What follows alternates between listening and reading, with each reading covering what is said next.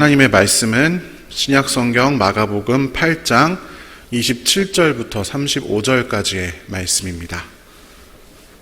마가복음 8장 27절부터 35절까지의 말씀. 네, 우리 한 절씩 교독하고 마지막 35절은 같이 읽도록 하겠습니다. 예수와 제자들이 빌립보 가이사랴 여러 마을로 나가실새 길에서 제자들에게 물어 이르시되 사람들이 나를 누구라고 하느냐?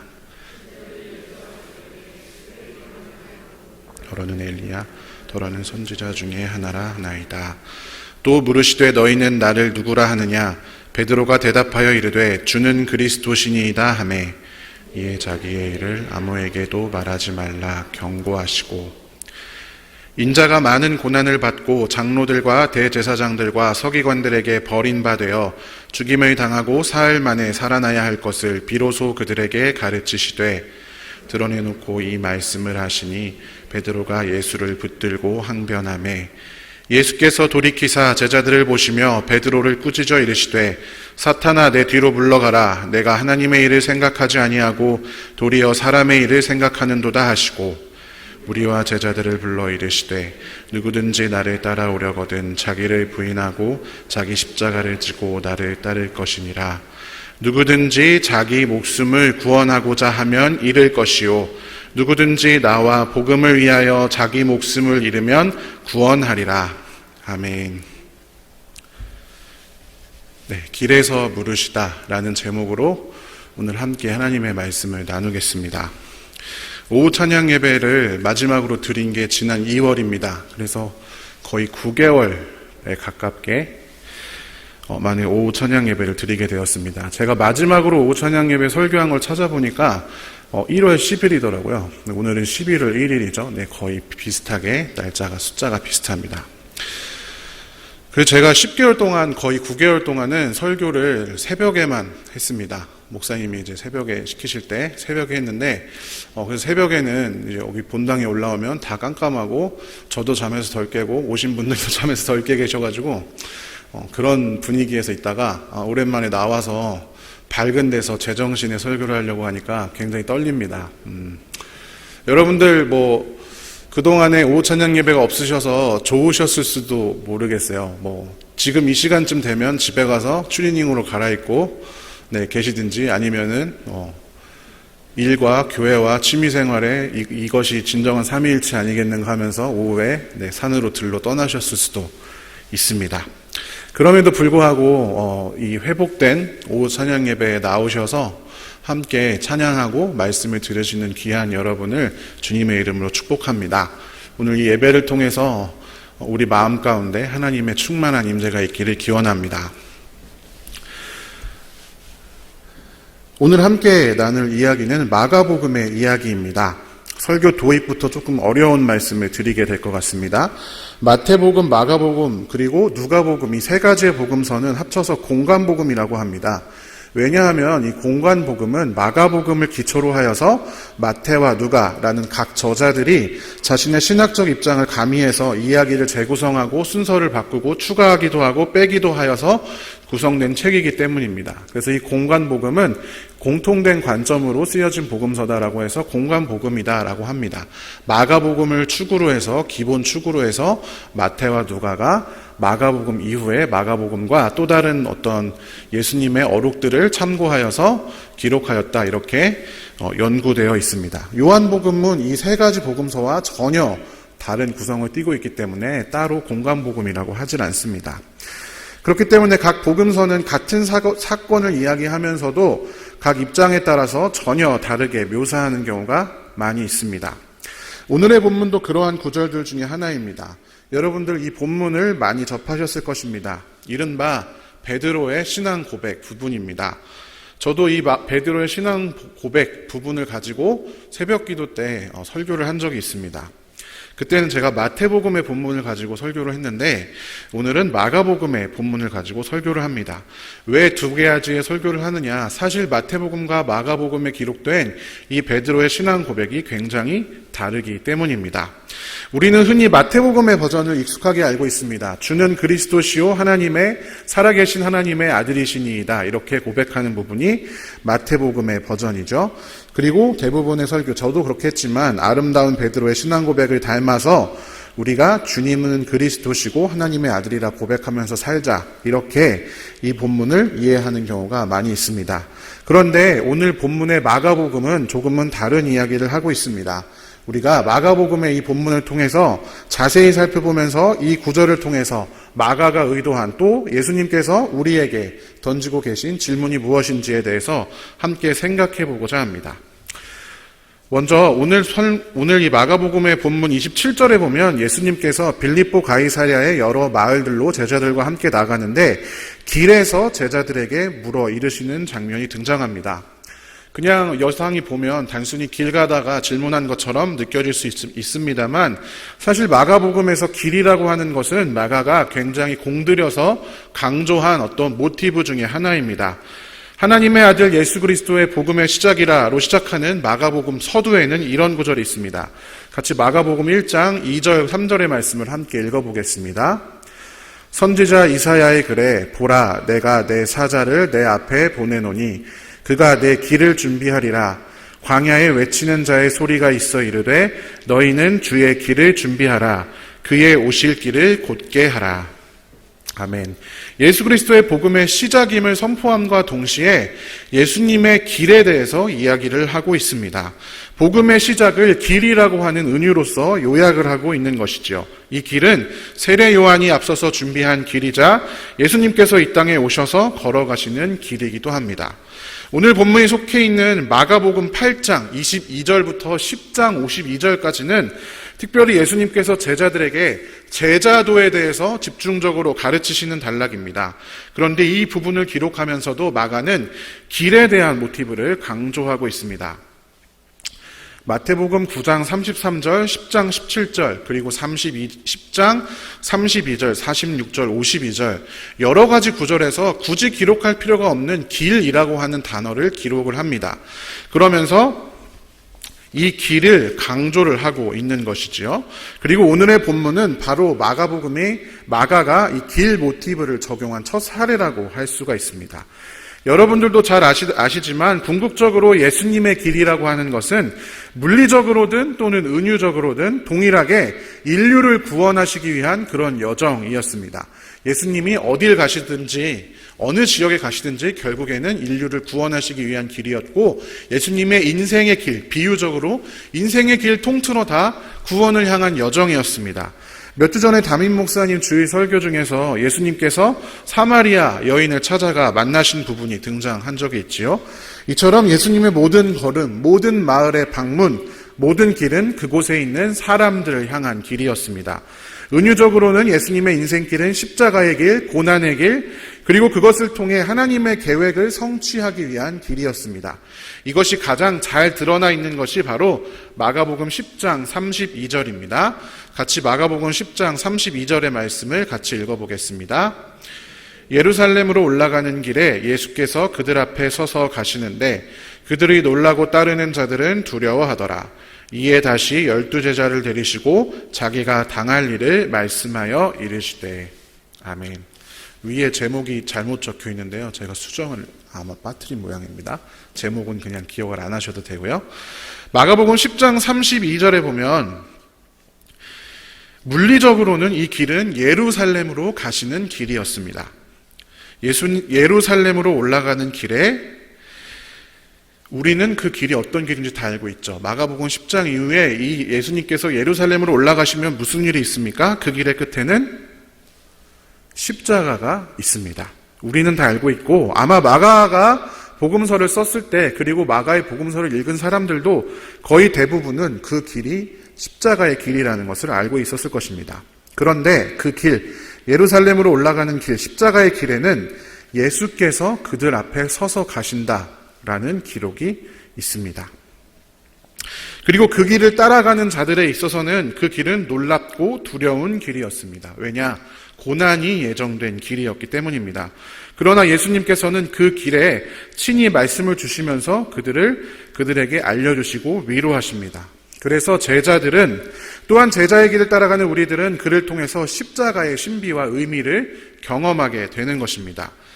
즉, 길이라고 하는 것은 단순히 길가에서 물어보셨다라는 장소적인 의미가 아니라 마가복음에서의 이 길이라고 하는 것은 예수님의 길이자 십자가의 길이며 동시에 하나님 나라를 향해 가는 제자들의 길, 인생길, 그 가운데서 예수님께서 우리에게 돌아보시면서 질문하고 계신다라는 것입니다.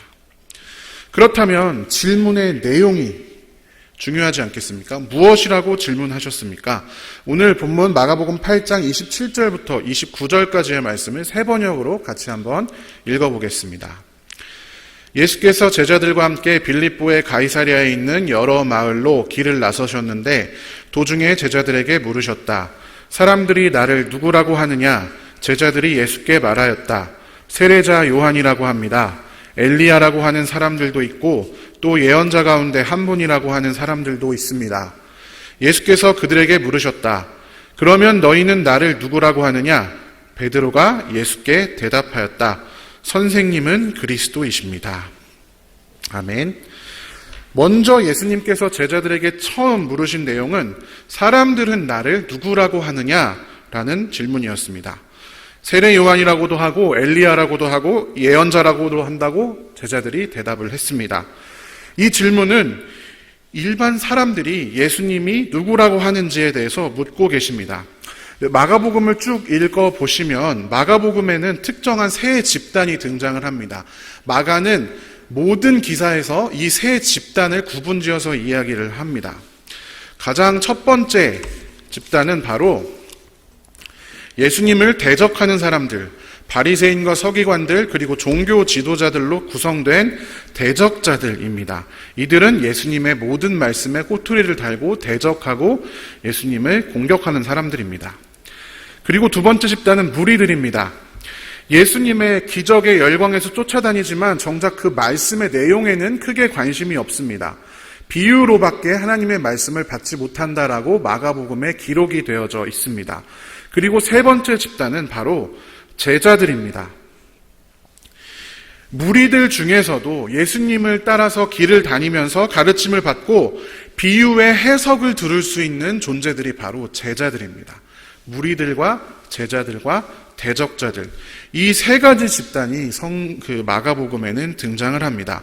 그런데 여기에서 사람들은 나에 대해서 무엇이라고 하느냐라고 하는 이 질문은 바로 무리들이, 예수님을 따라다니면 무리들이 뭐라고 하느냐에 대한 질문입니다. 이 질문은요, 사실 다음 질문을 위한 빌드업에 해당하는 질문입니다.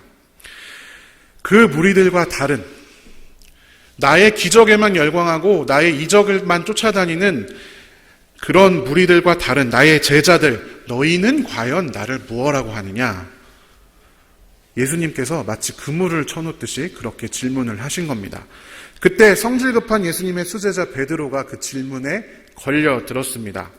그리고 그는 그 어느 제자보다도 빠르게 이렇게 대답합니다. 그리스도이십니다. 예전에 제가 어렸을 때 상상플러스라는 예능 프로그램이 있었는데 정답을 맞추면 아나운서가 정답입니다 이렇게 이야기를 해주는 그런 프로그램이 있었죠. 아마 그 상상플러스에 베드로가 출연했으면 아나운서가 정답입니다라고 얘기했을 수도 모르겠습니다. 고작 예언자, 세례 요한, 엘리야 정도로만 고백하는 무리들에 비해서 우리 제자들, 그리고 제자들 중에서도 예수님의 수제자인 저 베드로는 주님을 그리스도라고 고백합니다. 아마 베드로는 이런 마음을 가지고 당당하게 손들고 대답했을지도 모르겠습니다.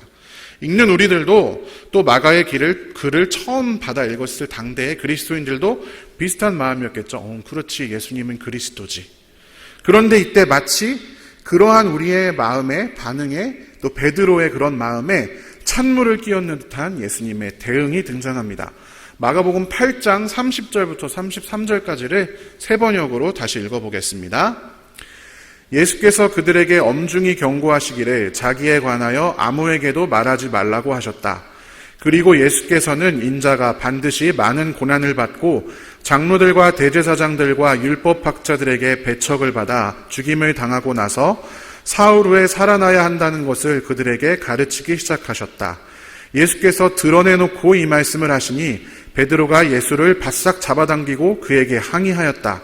그러나 예수께서는 돌아서서 제자들을 보시고 베드로를 꾸짖어 말씀하셨다.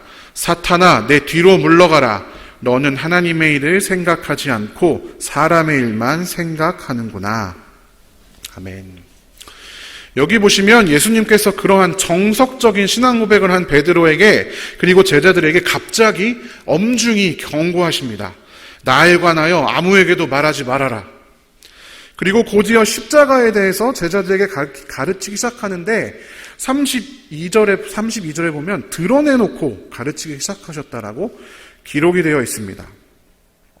여기에서 가르치다라고 하는 말은 헬라어 원어로 보면 내 친구가 중풍병자를 데리고 지붕을 뚫고 내려왔을 때, 그리고 수없이 많이 모인 군중들에게 하나님 나라에 대해서 겨자씨의 비유를 말씀하실 때 썼던 똑같은 말을 이제 쓰고 있습니다. 그러니까 드러내놓고 가르치다라는 것은 선포하신다에 가깝다라는 것입니다. 그냥 몇 명에게 조곤조곤 가르치는 게 아니라 당당하게 십자가의 길에 대해서 말씀하시기 시작하셨다라는 것이죠. 공공연하게 이 십자가의 길에 대해서 표현을 하시기 시작했습니다. 베드로가 분명히 기가 막히게 신앙 고백을 했는데 왜 엄중히 경고까지 하시면서 말하지 말라고 해놓고서는 정작 본인은 왜 드러내놓고 가르치시는 걸까요? 거기다가 왜 베드로는 그리스도라고 고백까지 해놓고 예수님이 드러내놓고 말씀을 하시는데 왜 또 가서 항의를 하는 걸까요? 게다가 예수님은 그저 항의를 할 뿐인 베드로를 왜 타이르지 않고 사탄까지 운운하면서 지나치게 대적하시는 걸까요? 서로 오해를 하는 것인지 도대체 무슨 일이 벌어지고 있는지 이 일련의 일들이 이해가 되지를 않습니다. 이 문제를 풀기 위해서 먼저 베드로 쪽부터 살펴보겠습니다. 특별히 그의 고백의 내용을 자세히 살펴볼 필요가 있습니다. 베드로는 예수님이 그리스도이심을 고백했습니다. 그리고 말씀드렸던 것처럼 예수님이 십자가에 대해서 공공연하게 말씀을 전하자 예수님을 붙들고 항의했습니다. 원어를 찾아보면 더 극적으로 해석이 됩니다. 먼저 예수님을 개역 개정에 보면 붙들고 가다. 그 세번역에 보면 가까이 이렇게 했다라고 기록이 되어져 있는데 원어가 프로슬람바노입니다. 네, 저도 헬라어를 잘은 못하니까 단어가 중요한 것은 아니고요. 뜻이 무엇이냐면 따로 한쪽으로 데리고 가다라는 뜻을 가지고 있습니다. 뭔가 둘이 은밀히 말을 할 때 또는 특별히 막 딜을 할 때 한쪽 구석으로 데리고 가는 행위를 떠올리시면 좋습니다. 그런데 매우 재미있는 부분이 이 뜻으로 쓰여진 성경의 다른 곳을 찾아보면 나타나는데요. 사도행전 18장 26절입니다. 여기에서 제가 담대하게를 표시했는데 담대하게라는 부분의 원어는 아까 예수님의 드러내놓고라는 뜻의 원어랑 같습니다. 그리고 따로 데려다가라는 부분의 원어가 바로 베드로가 예수님을 붙들었다라고 할 때 그 붙들었다라는 말과 똑같은 단어로 헬라어로 구성이 되어 있습니다. 이 장면이 어떤 장면이냐면 요한의 세례에 대해서만 알던 아볼로가 회당에서 담대하게 드러내놓고 요한의 세례에 대해서 이야기하자 브리스길라와 아굴라가 듣고서는 저걸로는 부족한데 예수님의 돈은 저게 아닌데 하면서 아볼로를 따로 데려다가 개인적으로 그를 교육시키고 교정시켜서 이제 새롭게 하는 그런 장면입니다. 마치 브리스길라와 아굴라가 이제 미진한 아볼로를 대하듯이 베드로가 예수님을 따로 데려다가 그를 교정하려 하는 것처럼 오늘 본문에서 원문에서는 묘사를 하고 있다는 것입니다. 베드로 본인이 마치 훈계할 권한이 있는 사람인 것처럼 은밀한 방식으로 예수님을 자신과만 알아들을 수 있는 거리로 데리고 와서 예수님 지금 뭐 하시는 거예요? 무슨 말씀하시는 거예요? 이렇게 이야기했다라는 것입니다. 또한 베드로가 그리고 예수를 붙든 후에 항의했다라고 기록이 되어져 있습니다. 이 항변하다라는 원어는 에피티마오라는 말로 헬라어로 번역이 됩니다. 그런데 재미있는 것은 이 에피티마오, 항의하다라는 말이 그 앞에 예수님께서 베드로에게 경고하실 때, 그리고 베드로가 항의할 때, 그리고 그 다음에 예수님께서 베드로에게 사탄아 물러가라 하고 꾸짖으실 때 다 똑같이 이 에피티마오라는 말이 쓰여지고 있다라는 것입니다. 무슨 말씀입니까? 예수님이 베드로에게 꾸짖듯이 베드로가 예수님을 꾸짖었다라는 이야기입니다. 그냥 단순히 이게 어떻게 된 겁니까? 항의한 게 아니라 예수님을 데리고 와서 예수님을 꾸짖었다. 이렇게 헬라어 원문에서 기록이 되어져 있다는 것입니다. 그런데 여러분, 이 부분을 보면서 마가복음 독자라면 자동적으로 떠올리게 되는 부분이 있습니다. 그것은 귀신과 예수님의 대화입니다. 마가복음 1장 25절부터 26절, 그리고 1장 34절, 그리고 3장 11절, 12절 이 말씀들을 자세히 살펴보시면 귀신 들린 사람이 있는데 이 귀신이 예수님의 정체에 대해서 알고 있습니다. 하나님의 아들 아닙니까? 그러자 예수님께서 꾸짖으시고 내 정체를 다른 데 가서 알리지 말라라고 하는 장면이 등장을 합니다. 마가복음 1장 34절에는 꾸짖지는 않았지만 어쨌든 자신의 정체에 대해서 드러내는 것을 원치 않으셨습니다. 3장 11절 12절에도 마찬가지입니다. 귀신들을 꾸짖습니다. 올바른 고백을 하는 귀신들을 꾸짖습니다. 여러분 어떻습니까? 귀신을 베드로로 바꾼다면 어떻게 되겠습니까? 오늘 본문에서 예수님께서 엄중히 경고하신 이 부분과 겹쳐져 보일 수밖에 없지 않습니까? 똑같습니다. 베드로에게 하신 말씀이 귀신에게 하신 말씀이랑 똑같다라는 것입니다. 귀신들도 예수님이 누구인지 분명히 알고 있었습니다. 그들은 하나님의 아들인 예수님에 대해서 알고 있었죠. 심지어 사탄도 예수님을 시험할 때의 장면을 보면 예수님이 하나님의 아들인 줄을 누구보다도 잘 알고 있었습니다. 그런데 그들이 예수님의 구원과 상관이 없는 존재들인 이유는 그들은 예수님의 정체, 이 땅에 오신 하나님의 아들임에 대해서 피상적으로는 알고 있지만 그 아들이 이 땅에 와서 무슨 일을 할 것이고 무엇을 성취할 것인지를 알지 못했다.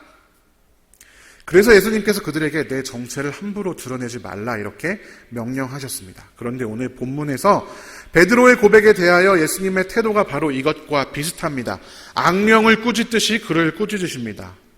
그리고 베드로가 항의를 하죠. 아까 말씀드렸다시피 꾸짖었다라고 기록되어 있다고 말씀드렸습니다. 예수님을 불러다가 꾸짖습니다. 그리고 또다시 예수님께서 똑같이 꾸짖으시죠. 마치 예수님과 베드로의 대결 같습니다. 서로 꾸짖고 또 꾸짖습니다. 일종의 양립할 수 없는 대결처럼 묘사되는 부분이 사실은 원문에서 나타내는 이 마가복음의 이 부분입니다. 이쯤 되면 예수님이 베드로에게 사탄아 물러가라라고 외치신 것이 지나친 막말이 아니라 베드로가 예수님에게 너무했네. 어떻게 예수님한테 그렇게 찾아가서 꾸짖을 수가 있어? 예수님이 스승님인데. 이렇게 생각이 들 정도입니다. 바로 이것이 헬라어 원문이 우리에게 전해주는 이날의 분위기입니다. 어떻게 된 일일까요? 예수님의 제자 베드로는 도대체 무엇 때문에 예수님을 꾸짖기까지 하고 있을까요? 단순히 자신의 메시아 그리스도인 예수가 고난받는 것이 싫어서라기에는 지나치게 오만불손하고 사탄이라고 불리워도 억울할 것이 없어 보이는 베드로.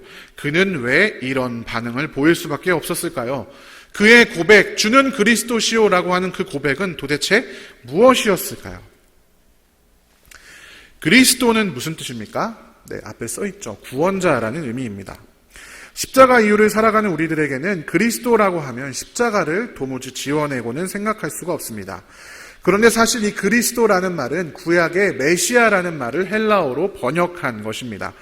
당시에는 이 메시아를 인류의 죄에서의 구원으로 인식하는 사람들도 있었지만 특별히 유대인들은 페르시아 제국, 그리스, 로마로 이어지는 시리아, 중간에 시리아가 있죠. 잠깐 중간에 독립을 하긴 했지만 오랜 피지배에서 벗어나서 이스라엘 백성에게 허락하시는 이 하나님의 회복을 이끌 정치적인 메시아에 대한 기대가 있었습니다. 베드로의 고백과 이후의 행동을 통해서 미루어 짐작하건대 아마도 예수님은 메시아이십니다 라고 아람어로 고백했을 이 베드로의 고백은 마가는 바로 이 정치적인 메시아에 대한 것으로 보여주고 있다고 할 수 있습니다. 사실 지금의 우리도 그렇지만 마가가 마가복음을 쓸 당시에도 예수님에 대해 사람들이 그리스도라고 불렀습니다. 애초에 마가복음 1장 1절에서부터 예수 그리스도의 복음의 시작이다라고 마가가 드러내고 있잖아요. 그런데 그렇기 때문에 베드로의 이 고백은 사실은 이러이러하니까 예수님이 진짜 그리스도야 라고 표현한 것이라기보다는 베드로가 다른 의도로 이 고백을 했다라는 것을 보여주는 그런 의미다라고 볼 수 있다라는 것입니다. 헬라어 성경의 일부 사본들을 보면 그래서 진짜 예수님의 정체, 십자가의 그리스도를 나타내는 말에는 대문자 X를 사용해서 그리스도라고 합니다. 그런데 이러한 또 다른 고백, 당시에 수많이 난립했던 메시아들에 대한 이야기를 다루는 그리스도에는 소문자 X를 사용합니다. 그리고 이 부분에 많은 사본들에서 소문자 X를 사용하고 있다라는 것입니다. 결국 베드로의 이 고백은 사람들은 당신을 세례 요한 혹은 엘리야, 예레미야나 선지자 정도로밖에 보지 못하고 있지만 내가 보기에는 당신이 우리 조상 때부터 수천 년 동안 기다리던 우리 민족을 해방해 줄 그리스도이심이 분명합니다. 이렇게 고백했다라는 것입니다. 거기에 더해서 당신이 우리 유대인의 왕이 되실 것이고 당신이 왕이 되면 우리가 한 자리씩 차지할 수 있을 것인데요. 이라는 기대감 또한 담고 있습니다. 실제로 제자들은요, 마가복음 자체에서 이 이후로도 누가 크냐, 나중에 예수님이 왕이 되면 누가 무슨 벼슬을 할 것이냐 가지고 토론을 하기도 합니다. 그런데 예수님이 십자가에 달려서 죽는다니, 예수님이 고난을 받는다니, 가진 것까지 다 버려두고 사회 최하층민인 어부가 새로운 세상의 지배계층이 좀 돼보려고 그렇게 3년 반 동안 예수님을 졸졸 쫓아다녔는데 죽는다고 저주의 상징 십자가에 말도 안 돼, 있을 수 없어. 우리 선생님이 어딘가 미친 것이 분명해. 그리고 예수님 불러다가 말하는 겁니다. 예수님, 무언 소리 하는 거예요 지금? 무슨 헛소리 하시는 거예요? 이렇게 이야기한 것과 같다라는 겁니다.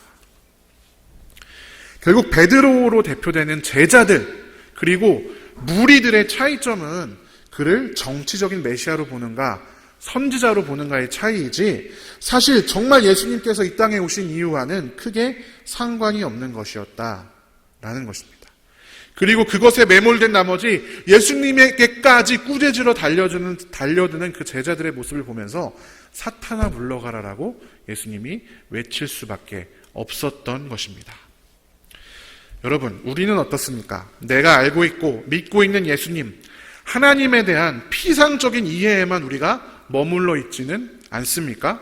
성경에서 말하는 예수님을 비롯해서 수많은 선지자와 제자들이 말로 삶으로 성경에서 드러내 보인 하나님 나라의 삶의 길에는 크게 관심이 없이 내가 가는 이 길에 도와줄 수 있을 만한 분이 하나님이시기 때문에 그 외의 말씀에는 귀를 닫고 내 일 아니니까, 나는 그렇게 훌륭한 제자는 아니니까 이 정도면 충분해, 은밀히 거부하는 베드로처럼 그저 은밀히 거부하고 계시지는 않습니까?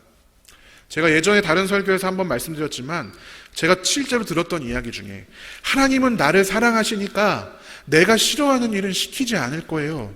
그러니까 나는 저 사람을 위해서 섬길 마음이 전혀 없어요. 하나님은 그걸 가지고 나에게 원하시지 않아요.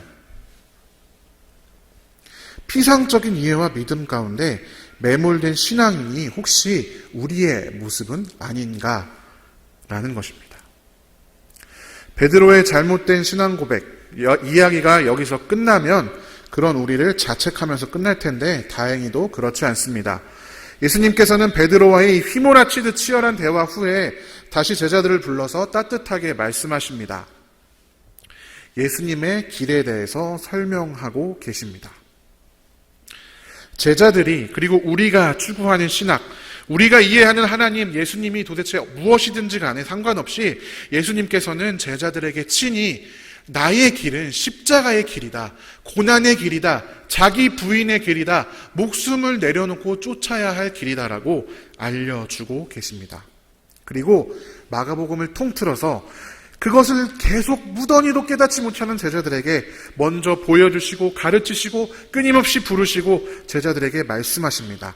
제자들의 끝없는 실패에도 끝없는 오해에도 베드로처럼 예수님을 3번이나 부인하는 가운데에서도 끝까지 제자들을 사랑으로 부르시는 분이 우리 예수님이십니다. 그리고 끝까지 가르치십니다. 마가복음 10장에는 한 청년이 영생을 찾아 예수님께 질문하러 오는데 율법을 다 잘 지켰다고 하는 청년에게 예수님께서 이렇게 말씀하십니다. 같이 한번 10장 21절의 말씀을 읽어보겠습니다. 예수께서 그를 눈여겨보시고 사랑스럽게 여기셨다. 그리고 그에게 말씀하셨다. 너에게는 한 가지 부족한 것이 있다. 가서 내가 가진 것을 다 팔아서 가난한 사람들에게 주어라. 그리하면 내가 하늘에서 보화를 차지하게 될 것이다. 그리고 와서 나를 따라라. 너에게는 한 가지 부족한 것이 있다. 우리의 미숙한 신앙을 견책하시지만 그 이면에는 사랑스럽게 여기시는 예수님의 눈길이 있습니다. 십자가의 길, 십자가의 자기 부인은 이와 같습니다. 이것은 우리의 미숙함과 아집, 예수님에 대한 피상적인 이해들이 예수님이 사랑스러운 마음으로 우리를 지켜보시는 가운데 우리에게 제시하시는, 말씀을 통해 알려주시는 올바른 믿음, 올바른 신앙으로 부단히 바뀌어져가는 과정입니다. 우리가 죽을 때까지 우리의 미숙하고 잘못된 신앙 고백들이 하나님의 뜻대로 세워져 가는 것이 우리의 인생이다라는 것입니다. 따라서 자기 부인이란 우리가 가진 기존의 그릇된 신앙과 미숙한 고백을 하나님 말씀에 복종시키는 그러한 과정입니다. 예수님과 치열하게 대적했던 베드로가 후에 어떻게 되었는지 여러분 다 아시죠? 자신은 예수님처럼 똑바로 매달려 죽을 수 없다고 해서 거꾸로 십자가에 매달려 죽었습니다. 놀라운 것은 베드로가 이때 잘못된 신앙 고백을 한 것처럼, 미숙한 신앙 고백을 한 것처럼 보이지만 하나님께서, 예수님께서 이 고백을 사용하셔서 그는 그의 고백대로 정말 온 인류의 그리스도가 되셨습니다. 그것을 표현한 것이 마태복음에서의 베드로의 신앙 고백입니다. 그래서 그의 고백은 역사의 잘못된 고백만으로 남지 않게 되었습니다. 그리고 그 고백 위에 그 미숙하고 아집스러운 그 신앙 고백을 하나님께서, 예수님께서 반석이라고 부르시고 그 위에 교회를 세우신 것입니다. 베드로의 신앙 고백을 예수님께서 완성하신 것이죠. 말씀을 정리하겠습니다. 서두에 예수님께서 제자들에게 그 제자도의 한 가운데에서 물으셨습니다. 너희는 나를 누구라 하느냐? 오늘도 그 제자의 길에 서 있는 우리에게 예수님께서 물으십니다. 너는 나를 누구라 하느냐? 이 질문에 비록 지금의 우리는 피상적인 이해, 그릇된 신앙, 조금은 완벽해 보이지 않는 신앙 고백을 할 수도 있습니다만 그 길을 먼저 가신 예수님께서 사랑스러운 눈길로 우리를 지켜보시며 우리를 이끌어 주십니다. 지난 주일은 추수감사주일이면서 동시에 종교개혁주일이기도 했습니다. 개혁교회는 하나님의 말씀에 따라 항상 개혁되어야 한다라고 하는 것이 개혁교회의 모토입니다. 우리의 믿음도 하나님의 말씀에 따라, 지금은 비록 부족하고 미숙하고 작아 보이는 신앙 고백일지라도 하나님의 말씀에 따라 늘 새로워지는, 그리하여 예수님께서 먼저 가신 십자가의 길, 자기 부인의 길을 기꺼이 따라가는 우리 성도들 되시기를 주님의 이름으로 간절히 축원합니다. 함께 기도하겠습니다. 살아계신 하나님 감사합니다. 오늘도 우리에게 귀한 말씀을 주시고 우리의 미숙한 신앙 고백도 기쁘게 받으시며 그 신앙 고백을 예수님께서 친히 완성하여 주시니 감사합니다. 하나님, 우리가 십자가의 길을 따라 기꺼이 우리의 부족하고 미숙하고 연약한 믿음을 올바른 믿음, 올바른 신앙, 올바른 하나님의 이해로 부단히 바꾸어 나갈 수 있도록 인도하여 주시옵소서. 그러한 거룩한 무리, 성도가 될 수 있도록 우리와 함께하여 주시옵소서. 감사드리며 예수님의 이름으로 기도합니다.